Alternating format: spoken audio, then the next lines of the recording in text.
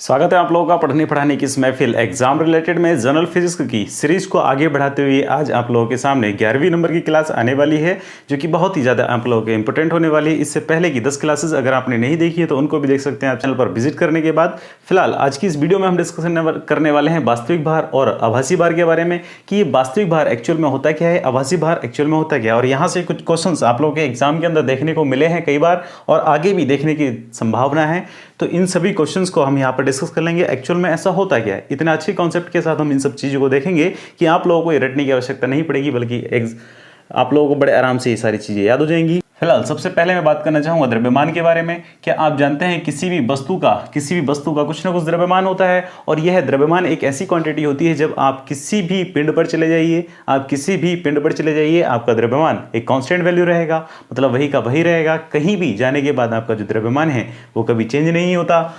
फिलहाल इस द्रव्यमान को हम नोट करते हैं m के साथ, और जब ये चेंज नहीं होता तो आप कहीं भी चले जाओ वही का वही रहेगा। लेकिन अगर हम इस द्रव्यमान की गुणा गुरुत्व त्वरण के साथ करा देते हैं, गुरुत्व त्वरण यानी कि स्मॉल g के साथ करा देते हैं, तो माय डियर फ्रेंड ये जो पूरी क्वांटिटी बन जाती है इसको हम बोलते हैं वेट, और वेट को हम प्रदर्शित करते हैं W से, यानी कि यह क्या बन गया, भार। जब हमने द्रव्यमान की गुणा गुरुत्व त्वरण से करा दी तो वह बन गया भार। अब बात आती है कि जो गुरुत्व त्वरण की वैल्यू है पृथ्वी के ऊपर अगर देखी जाए तो 9.8 मीटर प्रति सेकेंड स्क्वायर, और अगर चंद्रमा पर देखी जाए तो इस पृथ्वी की वैल्यू का 1/6वां भाग होता है, और बाकी अदर पिंड्स पर भी क्या होता है, वो वैल्यू चेंज होती रहती है। तो इस स्मॉल जी के वैल्यू में अंतर आने की वजह से प्रत्येक अलग पिंड पर जाने के कारण आपके भार में कुछ कमी भी महसूस हो सकती है, या कह सकते हैं जो भार है उसमें वेरिएशन देखने को मिल सकता है। लेकिन यही जो भार है जो m इंटू जी करने के बाद W प्राप्त हो रहा है, यही जो भार है वास्तविक भार कहलाएगा। लेकिन इसके लिए एक कंडीशन और होती है कि अगर आप पृथ्वी के तल पर खड़े हो या कोई भी वस्तु पृथ्वी के तल पर रखी हुई है, तो इस वस्तु के ऊपर नीचे की ओर से एक गुरुत्वाकर्षण बल कार्य करता है जो पृथ्वी की ओर खींचने का प्रयास करता है। नीचे की ओर एक गुरुत्वाकर्षण बल कार्य करता है जो नीचे की ओर खींचने का प्रयास करता है। साथ ही इस पिंड पर ऊपर की ओर से एक बल और कार्य करता है जिसको हम बोलते हैं लंबवत बल। क्या बोला मैंने, लंबवत बल, या फिर इसको हम कहना चाहेंगे नॉर्मल फोर्स। तो ये जो नॉर्मल फोर्स है बिल्कुल विपरीत होता है इस गुरुत्व बल के।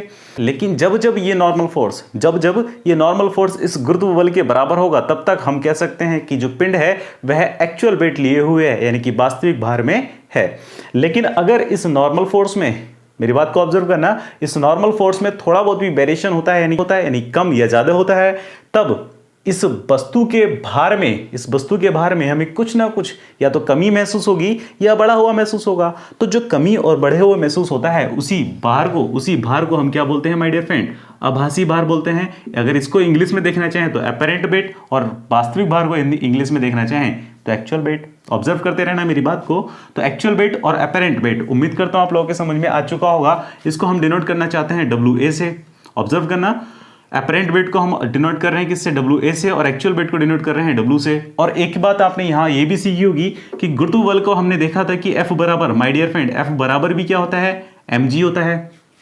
F बराबर भी क्या होता है, यानी कि मास और गुरुत्व त्वरण का अगर हम गुणा कर देते हैं तो वही हमारा गुरुत्वाकर्षण बल होता है। तो F बराबर mg, यही तो आपका एक्चुअल वेट यानी कि W है। तो हमेशा ध्यान रखना W बराबर क्या होता है, वही गुरुत्वाकर्षण बल जो पृथ्वी के द्वारा लगाया जा रहा है, यानी कि वस्तु का वास्तविक भार वही होता है जो गुरुत्वाकर्षण बल पृथ्वी के द्वारा लगाया जाता है। और यह दोनों का प्रोडक्ट होता है किसका, द्रव्यमान और गुरुत्व त्वरण का। मास हमेशा एक कांस्टेंट वैल्यू है, लेकिन भार में कुछ ना कुछ आपको कमी या वृद्धि देखने को मिल सकती है। अब इससे मैं आप लोगों को आगे लेके चलना चाहूंगा। यहाँ पर मैंने एक हेडिंग बना रखा है जिसको हम बोलते हैं लिफ्ट में आभासी भार। अगर लिफ्ट में आभासी भार की बात कर रहा हूं तो ये आभासी भार देखने को कब मिलता है, इसके लिए कुछ कंडीशंस हैं, और वो कंडीशंस आप लोगों के सामने मैंने इस तरीके से यहाँ पर पेश की हुई है। और फिलहाल सबसे पहली कंडीशन मैं आप लोगों के सामने बताना चाहूंगा कि यदि कोई व्यक्ति लिफ्ट में खड़ा हो, ऑब्जर्व करना बात को, कंडीशन क्या है, यदि कोई व्यक्ति लिफ्ट में खड़ा हो तो उसके साथ क्या क्या घटनाएं घट सकती हैं, किस किस अवस्था में कौन कौन सी घटनाएं उसके साथ हो सकती हैं, वो सारी चीजों को यहाँ पर कंसिडर करेंगे। उससे पहले थोड़ा सा मैं आप लोगों के सामने चित्र के बारे में कुछ बताना चाहूंगा। आप देख पा रहे हैं इस चित्र को बड़े अच्छे रूप से, और ये मैंने बना रखी है एक लिफ्ट। इसको क्या नाम दिया, लिफ्ट तो आप सब लोग जानते हैं लिफ्ट क्या होता है, जो ऊपर नीचे आपको कैरी कराने का प्रयास करता है, यानी कि नीचे से ऊपर ले जाना, ऊपर से नीचे लेके आना। तो वही क्या है, एक लिफ्ट। इस लिफ्ट के अंदर एक व्यक्ति खड़ा हुआ है, आपका जो भी नाम है, आप सपोज कीजिए आप ही इसके अंदर खड़े हुए हैं, सपोज कीजिए आप ही इसके अंदर खड़े हुए हैं, तो लिफ्ट के अंदर एक व्यक्ति खड़ा हुआ है। अब ये जो लिफ्ट है ऊपर एक डोर से बंधी हुई है जो ऊपर की ओर भी खींची जा रही है और नीचे की ओर भी लेके आई जा रही है। और इस लिफ्ट पर सामान्य सी बात है पृथ्वी के द्वारा गुरुत्वाकर्षण बल लगाया जाएगा, या हम कह सकते हैं गुरुत्व बल भी इस लिफ्ट के ऊपर पृथ्वी के द्वारा एक्ट किया जा रहा है, और गुरुत्व बल इस व्यक्ति के ऊपर भी एक्ट किया जा रहा है। क्या आप चित्र समझ पा रहे हैं? क्या आप चित्र समझ पा रहे हैं? ये लिफ्ट और लिफ्ट के अंदर खड़ा व्यक्ति, लिफ्ट के ऊपर भी गुरुत्व बल नीचे पृथ्वी की ओर से लगाया जा रहा है, और इस व्यक्ति के ऊपर भी गुरुत्व बल पृथ्वी के द्वारा लगाया जा रहा है। अब यहीं से एक बात और ऑब्जर्व करना कि इस लिफ्ट को जो हमने ऊपर बांध रखा है किसी डोरी से, तो इस लिफ्ट के ऊपर एक नॉर्मल फोर्स एक्ट किया गया है और इस व्यक्ति के ऊपर भी एक नॉर्मल फोर्स एक्ट किया गया होगा, तभी इस वस्तु का या इस लिफ्ट के अंदर खड़े हुए व्यक्ति का हमने क्या देखा कि कुछ ना कुछ एक्चुअल वेट है।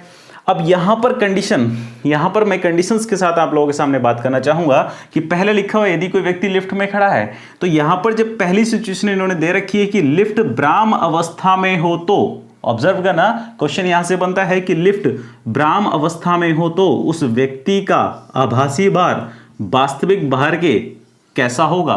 तो मैंने लिखा हुआ है कैसा होगा? बराबर होगा। अब कंडीशन को हम देखते हैं कि बराबर क्यों होगा। ऑब्जर्व करना इस बात को अच्छी तरीके से कि लिफ्ट जब खड़ी हुई है तो इस लिफ्ट के ऊपर जो नॉर्मल फोर्स लग रहा है वो गुरुत्व बल के बिल्कुल विपरीत और बराबर में लग रहा है, यानी कि विपरीत भी लग रहा है और उसके बराबर भी लग रहा है, जैसे कि हमने अभी आपको थोड़ी देर पहले यहां बताया था। तो जब बराबर में विपरीत बल नॉर्मल फोर्स लगा हुआ है तो यही इसका एक्चुअल वेट होगा। एपरेंट वेट और एक्चुअल वेट दोनों बराबर रहेंगे, क्योंकि ऊपर लगने वाला नॉर्मल फोर्स नीचे लगने वाले गुरुत्व बल के बिल्कुल बराबर है।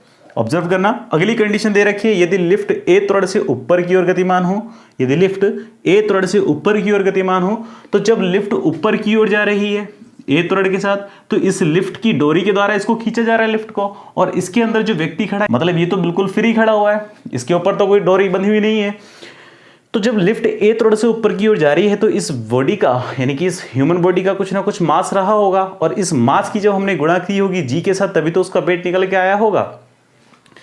तो जब ये ए त्वरण से ऊपर की ओर जा रही है और गुरुत्व त्वरण स्मॉल जी के साथ खींचने का प्रयास कर रहा है, तो दोनों ओर से त्वरण उत्पन्न हो रहा है, और जब दोनों ओर से त्वरण उत्पन्न हो रहा है तो दोनों त्वरण को हम आपस में जोड़ देते हैं, और जब जोड़ देंगे तो जोड़ने के बाद जब इसकी m के साथ मल्टीप्लाई कराएंगे, अब जो यहाँ पर त्वरण था उसकी कुछ ना कुछ वैल्यू इंक्रीज हो गई, और जब वैल्यू इंक्रीज हो गई तो यहाँ पर मास के साथ इंक्रीमेंट वाली वैल्यू की अगर गुणा कराएंगे तो यही क्या निकल के आएगा? Apparent wait. मतलब जो एपरेंट वेट निकल के आएगा वो पहले वेट का एक्चुअल वेट क्या होना चाहिए था? m इंटू जी, लेकिन अब एपरेंट वेट क्या है? m इंटू जी प्लस ए।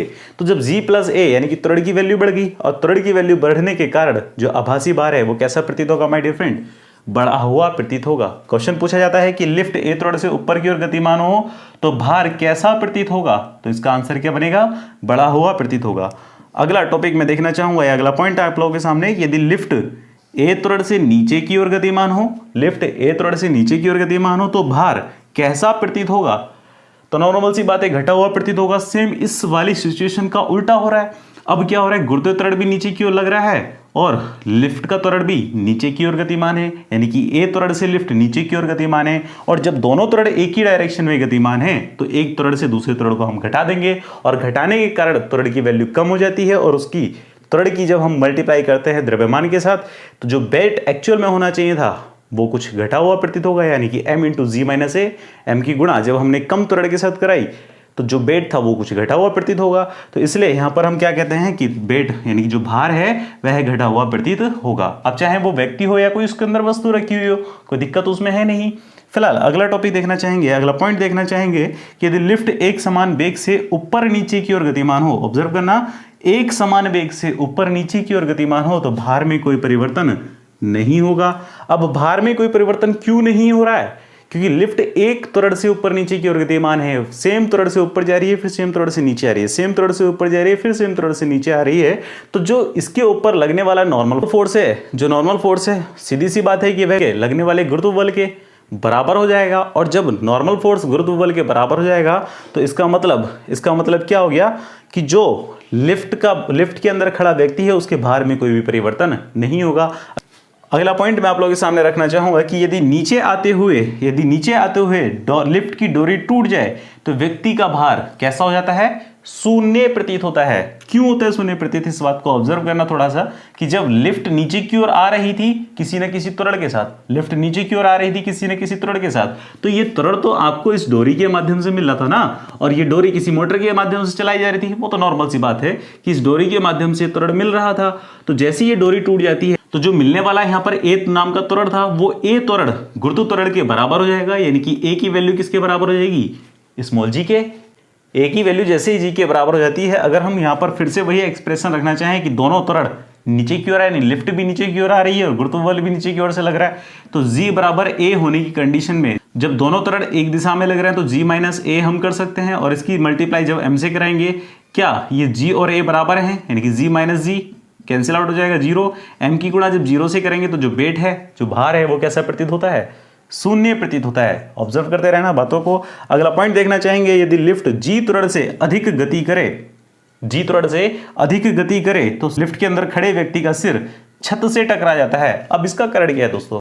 अब नॉर्मल सी बात है, तो प्रकृति के साथ छेड़छाड़ है, और जब प्रकृति के साथ छेड़छाड़ होगी तो दुर्घटना तो घटेगी ना, तो नॉर्मल सी बात। अब यहां पर समझने का हम थोड़ा सा प्रयास करते हैं इसको साइंस के रूप में, कि जो लिफ्ट थी जो नीचे को आ रही थी ए त्वरण के साथ, लिफ्ट थी नीचे को आ रही थी ए त्वरण के साथ, और नीचे से इस गुरुत्व बल के कारण गुरुत्व त्वरण भी इसको मिल रहा था, गुरुत्व त्वरण भी इसको मिल रहा था। तो जब ये लिफ्ट ए त्वरण, यानी कि ये जो लिफ्ट है वो बहुत तेजी से, यानी कि इस त्वरण से भी ज्यादा गतिमान है, इस त्वरण से भी ज्यादा गतिमान है, तो अब ये लिफ्ट ही तो गतिमान है, इसके अंदर खड़ा हुआ व्यक्ति तो उसमें तो कोई बाउंडेशन नहीं है ना, उसके वो तो कुछ बंधा हुआ नहीं है, वो तो फ्री खड़ा हुआ है। तो जब वह फ्री खड़ा हुआ है तो लिफ्ट नीचे को आने के कारण लिफ्ट ही तो उस ए त्वरण से आएगी, लेकिन ये व्यक्ति खड़ा हुआ ये अभी भी जी त्वरण से ही नीचे की ओर गतिमान होगा, यानी कि गुरुत्व त्वरण से ही नीचे की ओर गतिमान होगा। तो ये जब नीचे की ओर गतिमान स्मॉल जी के कारण ही हो रहा है, तो ये क्या होने लगेगा?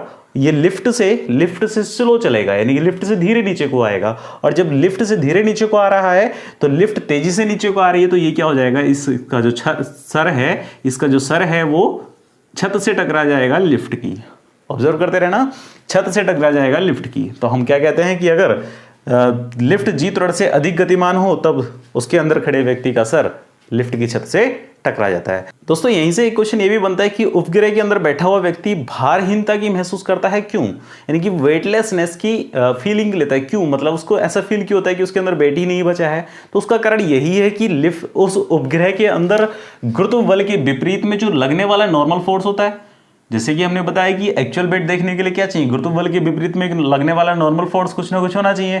तो ये जो लगने वाला नॉर्मल फोर्स था वहां पर शून्य प्रतीत होता है। नॉर्मल फोर्स क्या होता है? यानी कि लंबवत बल क्या होता है? शून्य महसूस होता है। तो जब शून्य महसूस हो रहा है लंबवत बल, तो गुरुत्व बल का महत्व वहां पर खत्म हो जाता है, जिसके कारण उस उपग्रह में बैठे व्यक्ति को भारहीनता की महसूस होती है।